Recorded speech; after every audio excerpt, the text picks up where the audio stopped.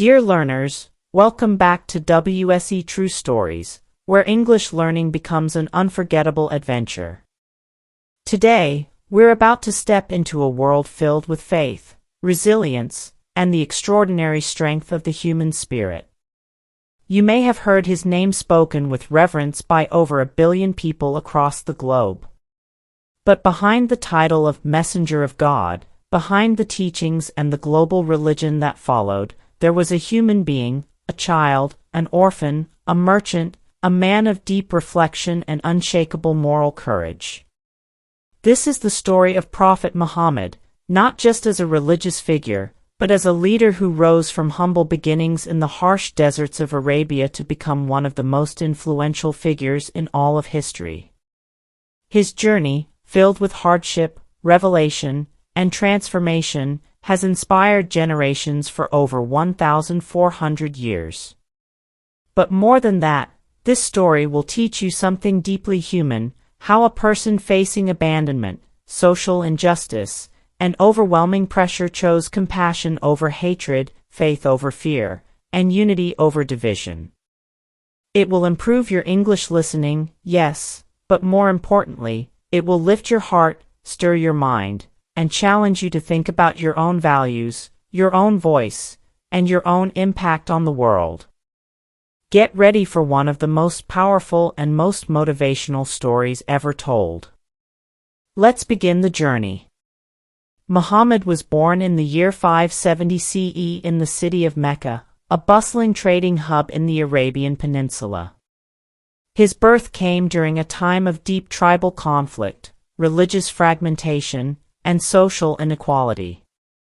Mecca was known for its sacred shrine, the Kaaba, but also for its deep divisions between the rich and poor, and for customs that often marginalized the weak, especially women, orphans, and the enslaved. He belonged to the respected tribe of Quraysh, specifically the Banu Hashim clan, a family well known but not among the wealthiest or most powerful. His father, Abdullah, tragically died before Muhammad was even born. And just 6 years later, his mother Amina passed away, leaving him a true orphan, alone in a society where lineage and tribal protection meant everything. Imagine, at such a young age, not only losing your parents but growing up in a world where being orphaned placed you at the bottom of the social ladder, where security, love, and future were all uncertain. But even in this pain, the story was just beginning. Young Muhammad was taken in by his grandfather, Abdul Muttalib, a kind but aging man who died 2 years later. Then, his care passed to his uncle, Abu Talib, who would become a key protector and supporter during the most turbulent years of Muhammad's life. Despite his early suffering, Muhammad grew into a boy marked by gentleness, thoughtfulness, and honesty. People in Mecca came to know him as Al-Amin, the trustworthy. A remarkable title for someone so young and without worldly power. He worked as a shepherd, a humble profession, and later as a merchant.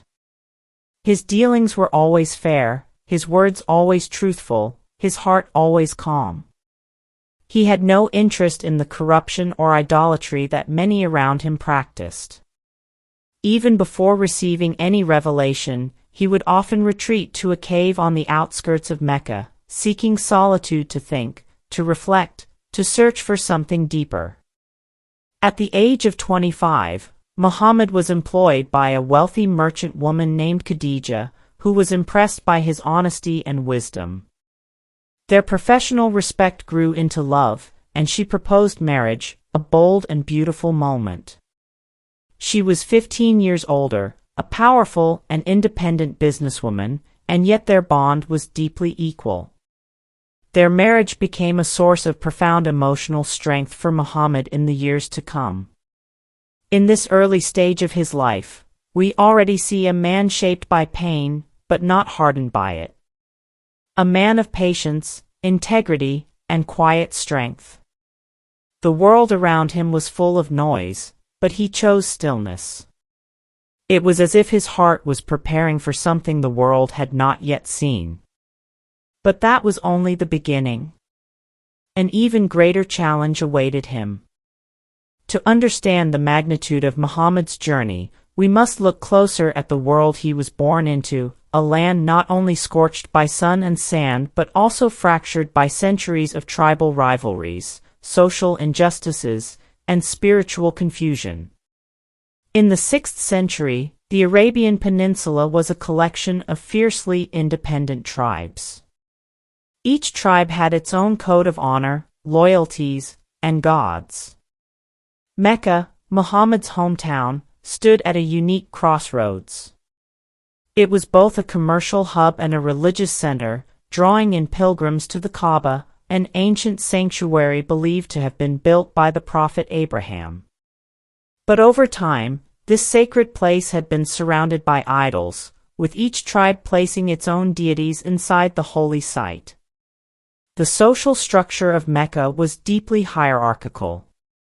The elite held wealth and power, while the majority, including orphans, women, slaves, and the poor, lived on the margins of society. Exploitation was normal. Lending with exorbitant interest, leaving infants to die, and resolving disputes through blood feuds were accepted parts of life. There was no central government, no system of justice beyond tribal retaliation. Religiously, Arabia was in a state of what Islamic tradition later called Jahiliyyah, or the Age of Ignorance. While some remnants of Abrahamic belief still lingered, most people worshipped many gods, seeking luck, rain, or protection from them. At the same time, however, a small group of individuals, known as Hanifs, were quietly searching for the one true God, much like Abraham had done centuries before. Young Muhammad grew up watching this world unfold. As a child orphaned early, he never had the comfort of inherited privilege, but he also didn't suffer from the arrogance it sometimes brings. Instead, he witnessed the cruelty of the powerful and the vulnerability of the weak. By his 20s, as a merchant traveling on caravan routes north toward Syria and beyond, he saw even more. He observed Jewish and Christian communities who lived by scriptures and monotheistic teachings. He met people of different cultures and came to understand a wider world, one that contrasted deeply with the superstitions and injustices of his homeland. Still, Muhammad did not rush to judge or rebel. He simply kept thinking, asking, reflecting. He became known throughout Mecca not only as a skilled trader but also as someone deeply trusted to resolve conflicts. When tribes were on the brink of violence over who would have the honor of placing the black stone during the reconstruction of the Kaaba, it was Muhammad, just 35 years old, who proposed a peaceful solution. His wisdom united the feuding leaders, and he placed the stone with his own hands, gaining widespread respect. Yet even with social esteem, a faithful wife, and a modestly successful life, Muhammad felt unsettled. What was the purpose of all this? Why did injustice thrive? Why were people turning away from moral truth and living only for profit, pride, or pleasure? Year after year, he would retreat to the cave of Hira, on Mount Nur, just outside of Mecca. Alone, he would sit in meditation, often for days, seeking peace, seeking meaning. He fasted. He prayed in his own way. And he waited. The desert wind would howl outside, and the silence of the cave would press in. Yet something within him was awakening. A longing. A call he could not yet understand. And then, one night, it came. But that night would shake him to the core. It would begin not with clarity, but with fear. With trembling. With awe. What would you do if the heavens suddenly spoke to you? The answer to that question lies ahead. It was the month of Ramadan. The desert night was quiet and still, the cave of Hira cloaked in darkness. Muhammad was now 40 years old. He had come, as he had many times before, to retreat, to think, to pray, to search for something he could not name. But this night would not be like the others.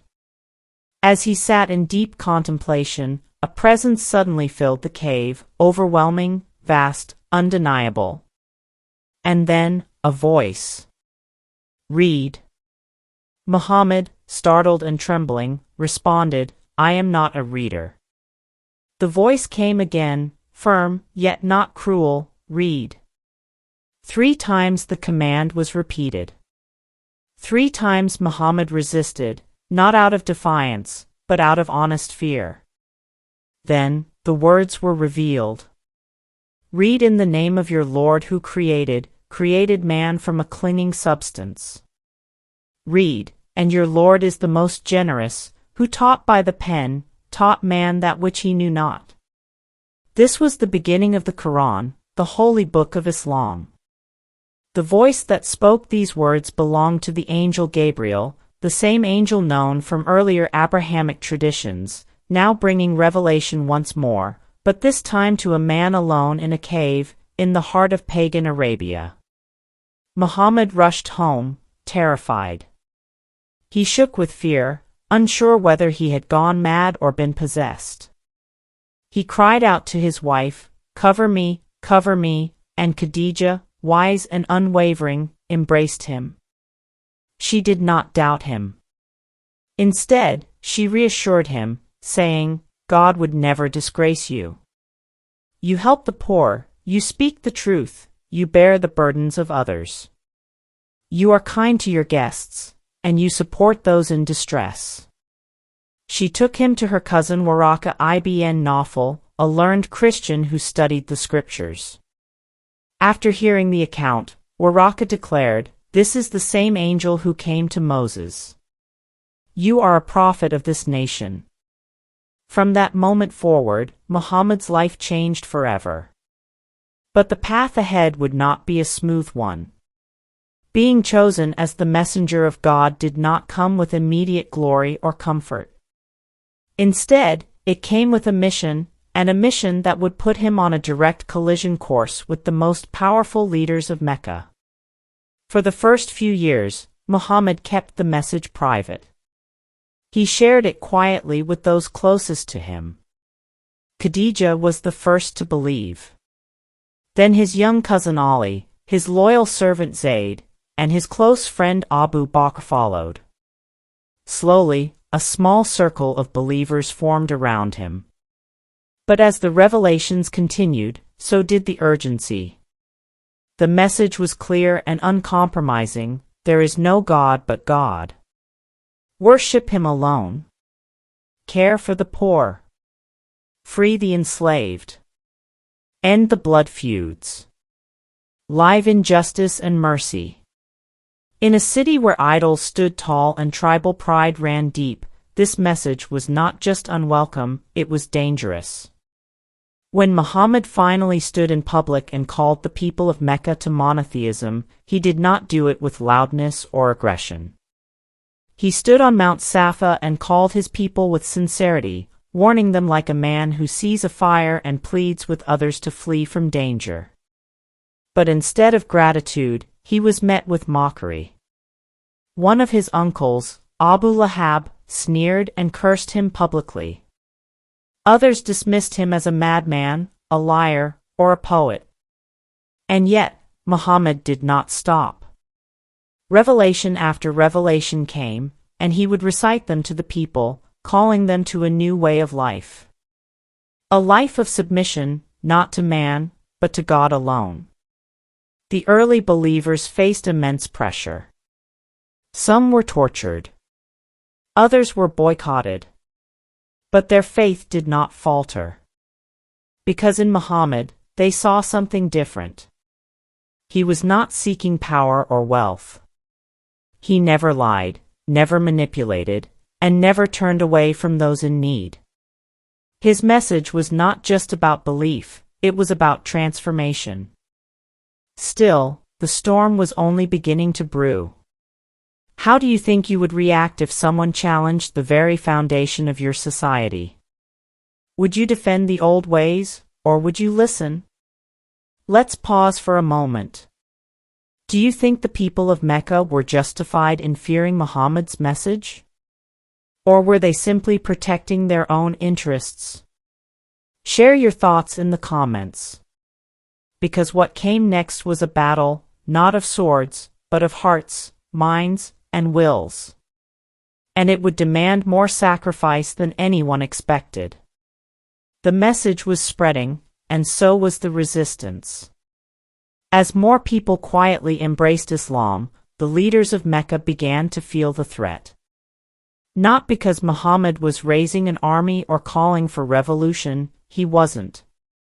But because his words were shaking the foundation of their power.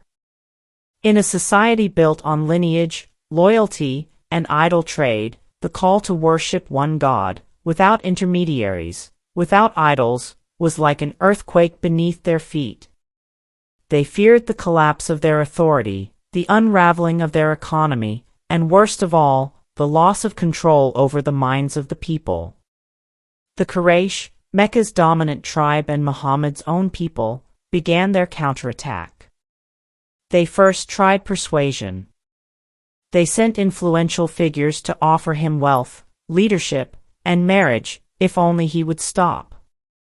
But Muhammad, with calm dignity, replied, "If you place the sun in my right hand and the moon in my left, I would not abandon this call." When that failed, they turned to ridicule. They called him a sorcerer, a poet, a madman. They mocked the message, twisted the verses, and tried to humiliate the believers in public.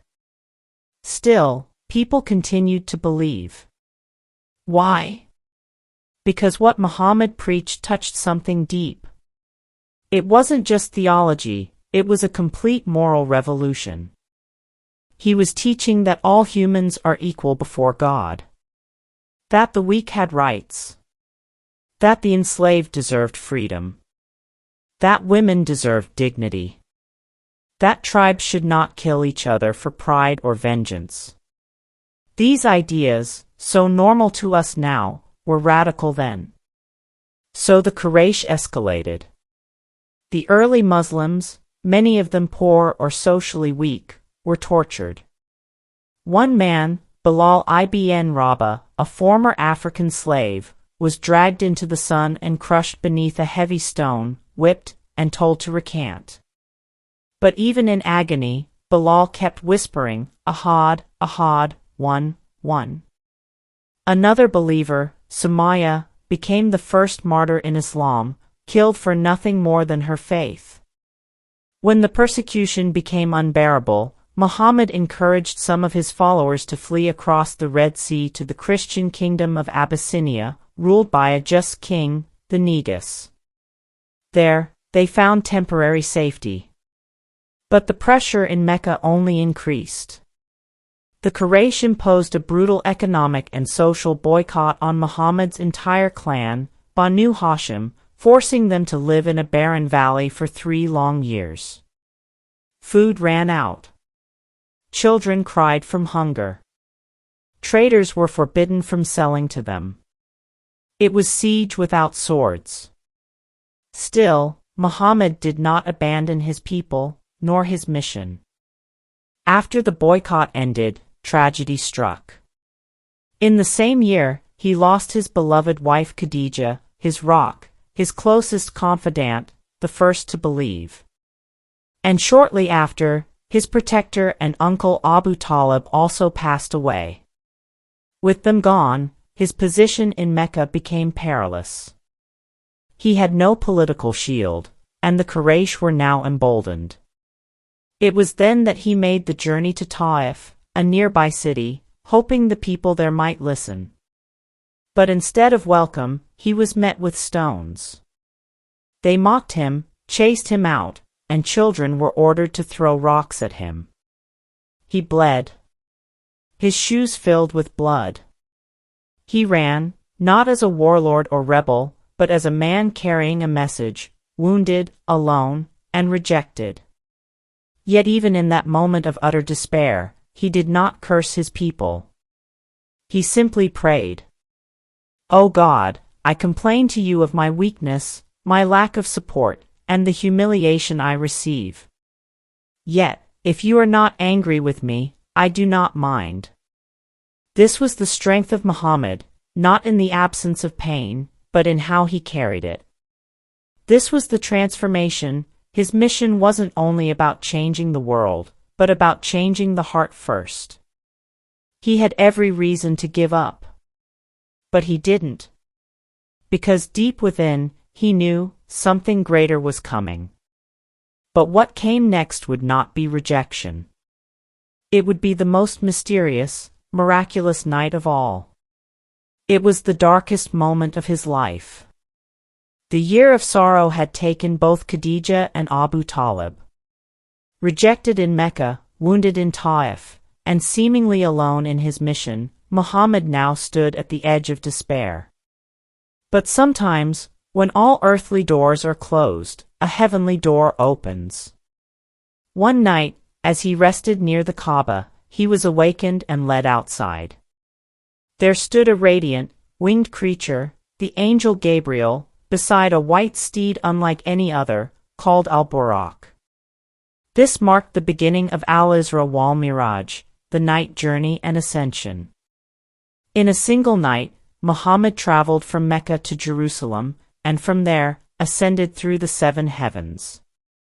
On this miraculous journey, he met prophets who had come before him: Adam, Moses, Jesus, Joseph, Abraham, and others, each greeting him with honor and solidarity.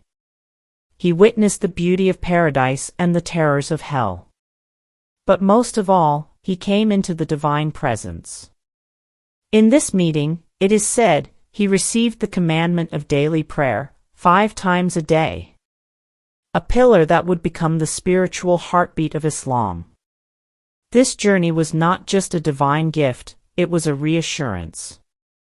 A reminder that Muhammad was not alone, that his mission was not in vain, and that God was with him, even in his lowest hour.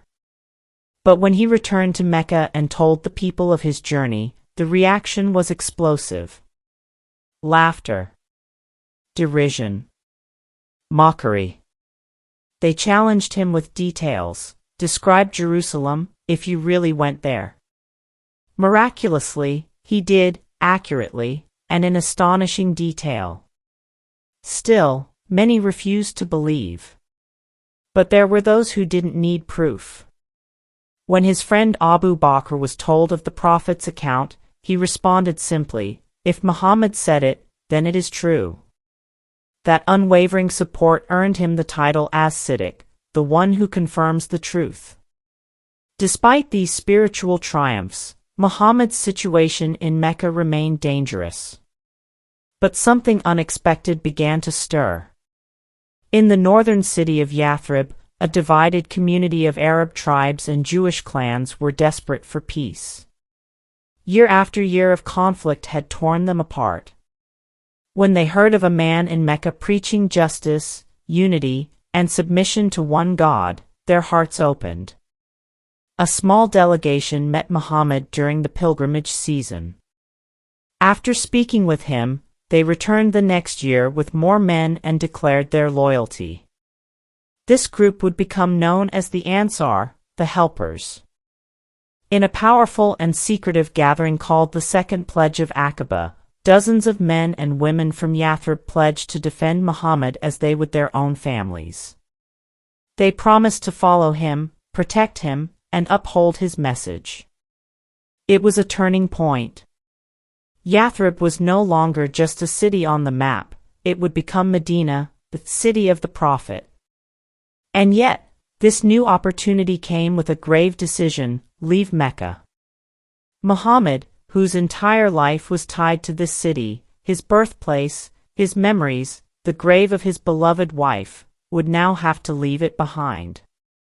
The revelation came: Hijra, migration, was not only allowed, but commanded. He instructed his followers to leave Mecca quietly, in small groups. One by one, they slipped away to the north. But Muhammad remained behind, waiting for God's command. The Quraysh soon realized what was happening, and they panicked. If Muhammad escaped to Yathrib and gained support, their power would be truly at risk. So they devised a plot to kill him, an assassination involving men from every tribe, so that no single clan could be blamed. But that night, as the assassins waited outside his door, Muhammad slipped away under cover of darkness, leaving his cousin Ali in his bed to delay them. Along with his closest companion, Abu Bakr, he escaped into the wilderness. Hunted, pursued, with a price on his head, this was no simple journey. He and Abu Bakr hid in the cave of Thor, just outside Mecca.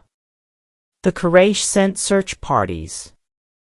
One came within steps of the cave. Abu Bakr whispered in fear, "If they just look down, they'll see us." Muhammad responded calmly, "Do not be afraid. God is with us." Later, the Quran would record this moment as a sign of divine protection. When they were in the cave and he said to his companion, "Do not grieve, indeed, God is with us." Eventually, the pursuit faded, and after days of harsh travel across the desert, they reached Medina. It was not just a migration, it was the beginning of a new era. But that was only the beginning. An even greater challenge awaited him. As Muhammad entered Medina, the city erupted with joy. Men, women, and children lined the streets, singing and calling out, "Welcome, O Messenger of God."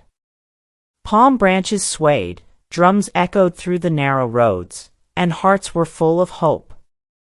For the people of Medina, this was more than a welcome, it was the beginning of healing, unity, and purpose. But building a community from scratch was no small task. Medina was a city torn by years of tribal feuds, chiefly between the Aws and the Khazraj. Though they had now pledged loyalty to Muhammad, tensions still simmered beneath the surface. The city was also home to several powerful Jewish tribes, and a number of hypocrites, those who pretended to accept Islam but secretly undermined it. Add to this the growing threat from Mecca, which now considered Muhammad a fugitive and traitor, and the challenge became clear. Still, Muhammad began to shape a new society, grounded not in tribal loyalty but in faith, justice, and mutual respect. He established a historic document, the Constitution of Medina, a charter guaranteeing religious freedom, security, and shared responsibility among all communities, Muslims, Jews, and others.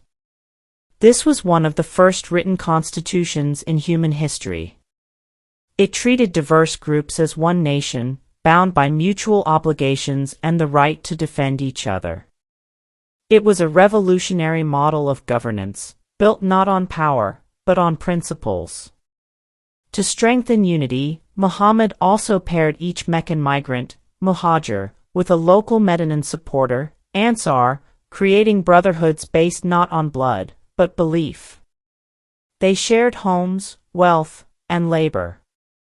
In a time of scarcity, this generosity was nothing short of heroic. But peace would not last long. In Mecca, the Quraysh were furious. Muhammad's escape humiliated them. His growing influence in Medina threatened their trade routes and political dominance. They vowed to crush him. Barely 2 years after the migration, a Meccan army of over 1,000 men marched north, determined to destroy the fledgling Muslim community. Muhammad, with only 313 poorly armed followers, decided to stand his ground. The two forces met at a place called Badr. The odds were overwhelming. The Muslims were outnumbered more than 3 to 1. They had few horses, little armor, and almost no experience in battle. Yet, they believed in something greater. As the Meccan army approached, the Muslims stood in rows, silent and calm. Muhammad lifted his hands and prayed with deep intensity. "O God, if this small group is destroyed today, there will be none left to worship you on earth. The battle began. It was fierce and swift. Against all expectations, the Muslims emerged victorious. The Quraysh lost key leaders. The tide had turned. Badr was not just a military win, it was a moment of psychological and spiritual validation. It proved that truth could triumph against tyranny, even when the odds seemed impossible. But victory also brought new challenges. Some tribes around Medina, sensing the rise of Muhammad, grew anxious and broke their agreements. Internal tensions with hypocrites began to rise. The Jewish tribe Banu Qaynuqa breached the constitution and was expelled after a standoff. And the Quraysh? They were not done. 1 year later, they returned, this time with 3,000 men, seeking revenge at the Battle of Uhud. The Muslims, numbering around 700, initially gained the upper hand. But in a critical moment, some of the archers disobeyed Muhammad's orders and left their posts to collect spoils.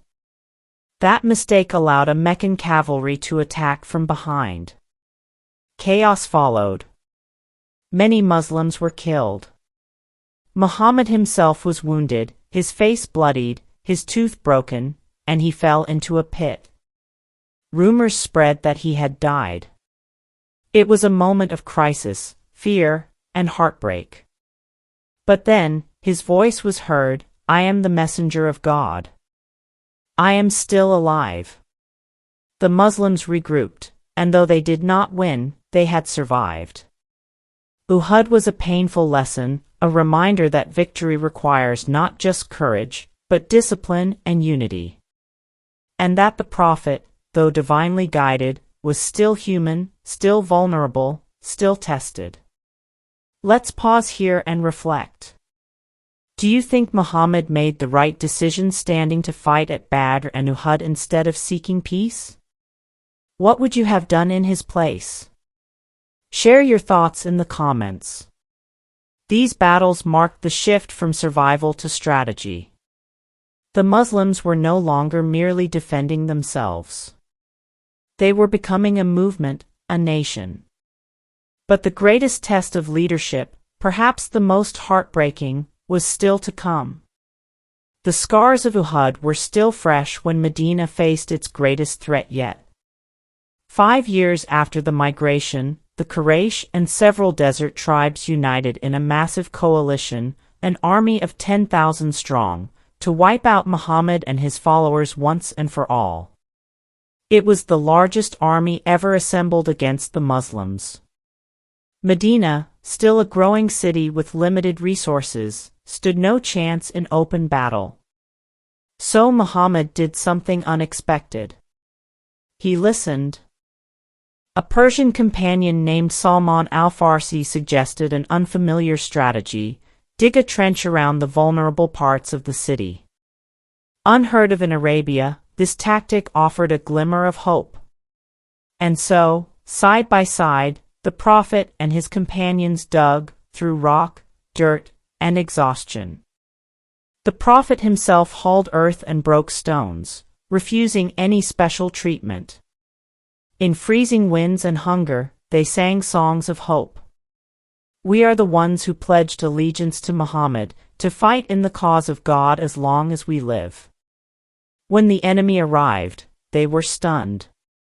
They couldn't breach the trench. Their cavalry was useless. The siege dragged on for weeks. Supplies dwindled. Tensions rose in the Qurayshi camp. Inside Medina, fear spread.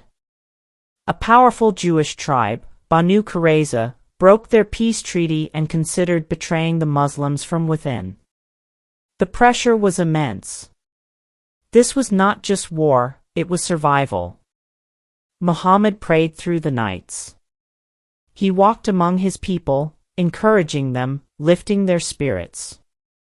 Eventually, a storm, sent by God, as believers said, descended on the enemy camp. Tents collapsed. fires were extinguished. Confusion reigned. The coalition gave up and fled in the night. The Muslims had won, not through swords, but through patience, unity, and unwavering faith. With this, the tide of history began to turn. From defense, Muhammad now moved toward diplomacy. The Muslims were gaining recognition, not just as believers, but as a rising force in Arabia. The following year, Muhammad set out with 1,400 companions toward Mecca, not to fight, but to perform Umrah, the minor pilgrimage. They came unarmed, in simple clothes, declaring peace. But the Quraysh blocked their entry. Tension was thick. Would this lead to another war? Instead, Muhammad chose negotiation. After intense talks, they reached the Treaty of Hudaybiyah, a 10-year truce. At first glance, the terms seemed unfair. The Muslims had to turn back without performing pilgrimage. Some called it a humiliation. But Muhammad saw beyond the moment. He knew peace would open doors that war could not. And he was right. In the 2 years that followed, more people embraced Islam than ever before.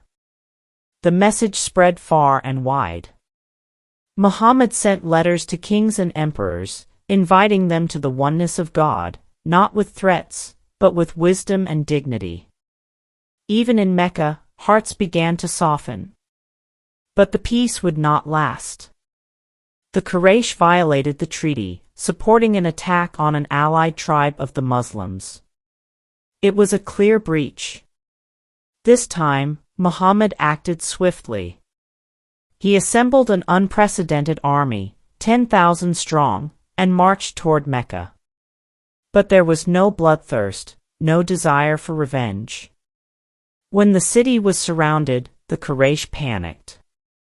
They expected violence, retribution. But instead, they saw something else. Muhammad entered Mecca with his head bowed in humility. There were no chants of war, only the prayer, "There is no God but God." He has fulfilled his promise. He went straight to the Kaaba, cleansed it of idols, and declared, "Truth has come, and falsehood has perished." Then he turned to the people who had insulted him, attacked him, exiled him, and killed his followers. And he said, "I say to you as Joseph said to his brothers, no blame upon you today. You are free." This moment, the conquest of Mecca, was not marked by destruction, but by forgiveness. It was perhaps the Prophet's greatest victory, not over an enemy, but over the human ego. With Mecca now under his leadership, the Prophet saw his message reaching its zenith. But his work was not yet done. The Arabian Peninsula was watching. And the final phase of his mission had begun. After the peaceful conquest of Mecca, a remarkable transformation swept across Arabia. Tribes that had once resisted now sent delegations to meet Muhammad. They saw in him not just a leader, but a unifier, someone who had ended generations of tribal bloodshed with words of mercy, not revenge.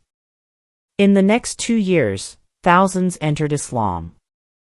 From the mountains of Najd to the valleys of Yemen, Muhammad's message reached every corner of the peninsula. But success did not make him arrogant. He remained humble, still praying in the dust, still mending his own clothes, still eating simple meals of barley and dates. He warned his followers against pride. "Beware of the traps of wealth and power. I am only a servant of God." In the 9th year of Hijrah, a wave of emissaries came to Medina. It became known as the Year of Delegations. Each group brought its own customs, questions, and hopes. Muhammad listened patiently, answered gently, and welcomed them with dignity. His ability to balance firmness with compassion, to hold authority yet remain approachable, was rare, a sign of deep inner strength. In his final year, he delivered a powerful farewell to his people. It was during his last pilgrimage to Mecca, where over 100,000 Muslims gathered around him on the plain of Arafat. Standing on a rocky hill under the scorching sun, he raised his voice and said, "O people, listen to my words. I may not meet you again after this year." The crowd fell silent. He spoke of justice, the sanctity of life, the rights of women, the end of racism, and the equality of all people before God. An Arab has no superiority over a non-Arab, nor a white over a black, except in righteousness. He urged them to treat others kindly, to return what was entrusted to them, and to hold firmly to the Quran and his teachings. And then he asked, "Have I delivered the message?" Thousands of voices rose as one. "Yes, O Messenger of God, you have." He raised his hand to the sky and said, "O God, bear witness." Not long after, a verse of the Quran was revealed. "Today, I have perfected your religion for you, completed my favor upon you, and chosen for you Islam as your way." It was a moment of fulfillment, but also a signal that the end was near. In the months that followed, Muhammad's health declined. He suffered from headaches, weakness, and fever. But he continued to lead the prayers and guide his people. One day, while resting in the room of his wife Aisha, he smiled faintly as he looked at his companions gathered in the mosque. Then he whispered, "O God, with the highest companions." And so, at the age of 63, the orphan of Mecca, the shepherd of the hills, the prophet of mercy, passed away in the arms of his wife, his head resting on her chest. The news struck Medina like a storm. Umar, unable to accept the truth, cried out, "He is not dead." But Abu Bakr, the prophet's closest friend, stepped forward, stood in front of the people, and recited, "Muhammad is but a messenger. Messengers have passed before him. If he dies or is killed, will you turn back?" The people wept, not just in sorrow, but in love. Muhammad was gone, but his light remained. The community he had built did not collapse. It grew. It carried forward the values he had lived for: mercy, truth, justice, and unwavering devotion to God. And here's a question for you, dear learners. If you could have asked Prophet Muhammad just one question, what would it be? Comment below. I'd love to hear what's in your heart. Because while his time on earth ended, his legacy continues, in the prayers of billions, in the peaceful hearts he inspired, and in the simple truth he taught. That greatness is not in conquering lands, but in conquering the self. Dear learners, you've just walked through one of the most powerful journeys in human history. From the dusty streets of Mecca to the light-filled heart of Medina, from rejection to triumph, from pain to peace, the life of Prophet Muhammad is not just a historical account. It is a profound lesson in resilience, humility, and transformation. He was an orphan, once unseen by society, who became the messenger of God. A man who never raised his voice in anger, yet moved mountains with his words. Who forgave his enemies when he had every reason to seek revenge. Who lifted women, slaves, the poor, and strangers to a place of dignity. Who built a community not on blood or lineage, but on faith and justice. His legacy? More than 1 billion people reciting his name in prayer every day. A religion that continues to guide hearts toward peace and purpose. A message that crosses time, language, and geography. To believe. To be kind. To be just. To live for something greater than yourself. And while history remembers many kings and conquerors, their names fade. But the Prophet's life is still recited on the lips of the humble and the mighty alike. Not because of power, but because of truth, mercy, and unwavering conviction. So, what lesson from this story speaks to you the most? Was it his patience when mocked, his forgiveness when victorious, or his simplicity when surrounded by wealth? Have you ever experienced something similar, a time when you had to choose humility over pride, faith over fear? I'd love to hear your thoughts in the comments. And if this story helped you not only improve your English, but also touched your heart, share it with a friend. Because stories like this aren't just for listening. They're for living. Like, comment, subscribe to WSE True Stories, where English learning becomes an unforgettable adventure. And as we say goodbye, let's hold on to the words that defined a life. The best among you are those who are best in character. Until next time, keep learning, keep growing, and keep walking the path of light. Goodbye for now.